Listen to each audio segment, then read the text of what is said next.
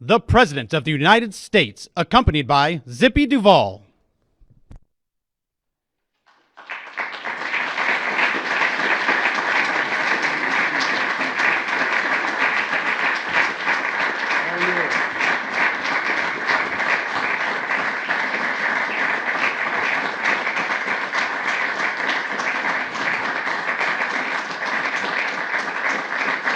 Good afternoon. Good afternoon. Thank you, all of you, for being here. I know this is an exciting day for all of us. Yes. I know you're standing for Zippy, but I always stood for the Farm Bureau when I was in Delaware. Thank you, Mr. President. Our farmers and ranchers, like many other Americans, are facing enormous challenges. The drought, the cost of supplies, inflation, and the supply chain bottleneck. That's why I'm so glad to be here today to talk about the passage of this bipartisan bill. It is time to get America's supply chain rolling again. It is a testament to what we can accomplish when Republicans and Democrats put their differences aside for the sake of our country.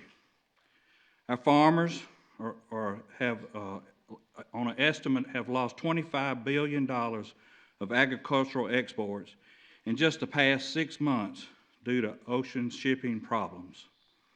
Because of the congestion that restricts imports and exports, many other companies have suffered those losses too, and our consumers are paying the price for it. So, Mr. President, I appreciate and we appreciate your support of this legislation. You are about to sign into law the first significant reform of shipping laws in 24 years.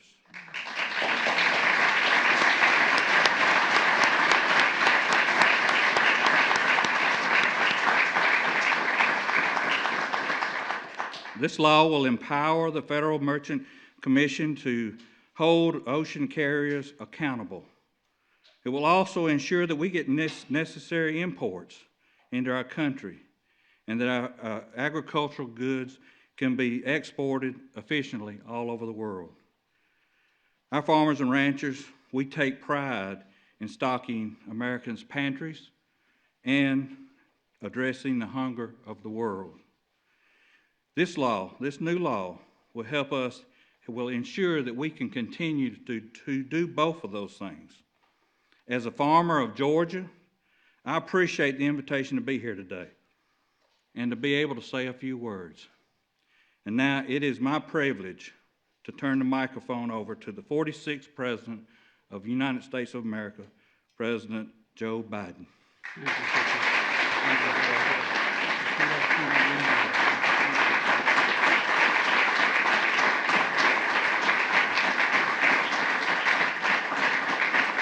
Thank you.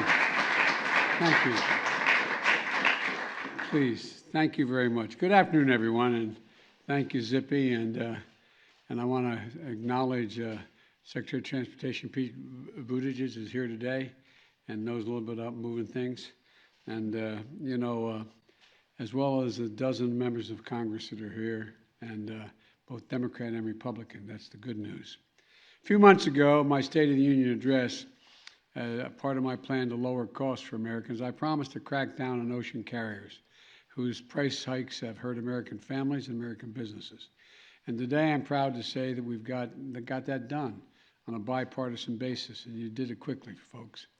In just a few minutes, I'm going to be signing the Ocean Shipping Reform Act of 2022 to put a stop to shipping companies taking advantage of American families, farmers, ranchers, and businesses, and to bring down prices and give the American people a little bit of breathing room, just a little bit more breathing room.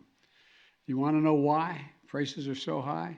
Well, there are a number of reasons having to do with Putin's war in Ukraine, disruption caused by the pandemic. But one of the factors affecting prices is this: 9 major shipping companies consolidated into 3 alliances control the vast majority of ocean shipping in the world. And each of these 9 is foreign owned. During the pandemic, these carriers increased their prices by as much as 1,000%. 1,000%. While families and businesses struggled around the world, These carriers made $190 billion in profit in 2021, 7 times higher than the year before, 7 times higher than the year before. And they raked in the profits. And the cost got passed on, as you might guess, directly to the consumers, sticking it to American families and businesses because they could. Furniture, appliances, clothing, anything and everything that crossed the Pacific on a ship from Asia saw a price tag shoot up. And families and businesses felt the squeeze here at home. In addition, these foreign-owned carriers have also been refusing to carry American-made products back to Asia. That's the interesting part. That's where Zippy comes in. There's the Farm Bureau and others. It hurts the entire economy, but it especially hurts our farmers who depend on ocean shipping to sell their products to customers overseas. You know, I knew that we needed to take action right away and put a stop to these dramatic price hikes and end this unfair treatment. I spoke directly with the CEOs, and not just the two that are here today, but from the American Farm Bureau to find out how it affected them and their customers. And I spoke with the CEO of Joann Stores. Wade is here. Wade, stand up so everybody sees you here. Wade McCollum. And by the way, my sympathies to the family of your CFO, who dropped dead very unexpectedly. My best to their family. It's tough stuff. But you know what he told me? He told me his shipping cost rose by $100 million, more than the company's entire profit margin that year, by $100 million. I spoke to the CEO of Tractor Supply, Hal Lawton. Hal told me that his company went from paying $35 per shipping container to $20,000 or $25,000 per shipping container.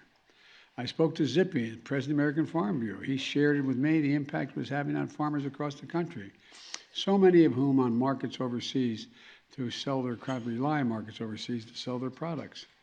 Hal wasn't able to be with us today, but Wade and Zippy are here today because I wanted them standing right beside me when I signed this legislation into law.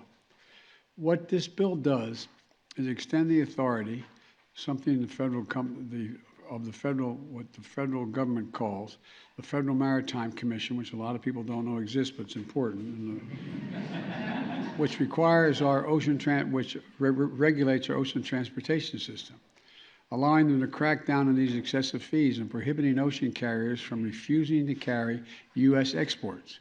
In short, it's going to help begin to lower shipping costs, bring down prices on everything from goods to goods to products that the American families need, that they make to export as well as import, and ensure that American farmers, ranchers, and other exporters are treated fairly.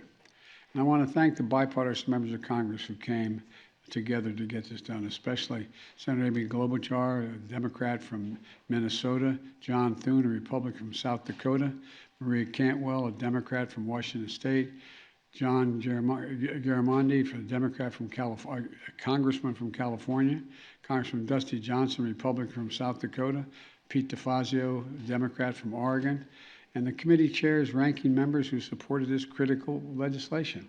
And you did it so quickly. Thank you, thank you, thank you for working across the aisle and for getting this done so quickly. And I've said many times, tackling inflation is my #1 priority. Inflation, there's no solace as inflation is higher around the rest of the world and gas prices are higher everywhere else in the world. It doesn't matter. It's much too high here. And this bill is going to help bring down inflation, at least marginally, for farmers and businesses all across America. And more than that, the bill is proof of what we can achieve when we work together on common ground. Democrats, Republicans, and independents, farmers, families in this country, businesses of all sizes. We've identified the problem, we identified the solution, and we fixed it together in an overwhelmingly bipartisan way. With a vote of the House very close, 369 to 42. I remember those good old days, man. And no objection to the Senate. I hardly remember those days, and I served there for 36 years. But you know, it's what government can do, can look like at its best we're going to have real differences, and we should fight like hell when we differ. And some votes are really close, but there's some things that there's just no sense in fighting about. We all basically agree. And what this group of congresspersons have done is they look at it not in terms of whether it's going to help or hurt one party or the other, whether it's right or wrong. And I thank you for doing that. When we come together to solve real problems facing families, we can get a lot done. And I'm proud that we made it happen. Now it's going to be my pleasure to sign this bill into law, and I'd like to invite up Wade and Zippy, Transportation Secretary Buttigieg, the Chair of the Maritime Commission, Dan Maffei, as well as all the members of Congress I mentioned, to join us on stage. Please, come on up.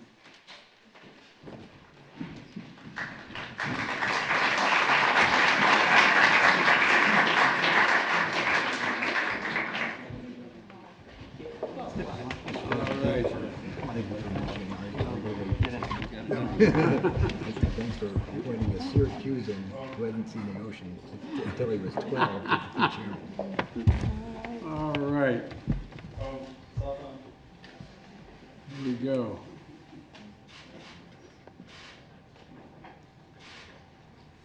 The tradition is you give all the members of Congress who are up here a pen, but we haven't gotten cheap on it. They're going to get a pen in the box, but I'm going to hand this one right over my shoulder.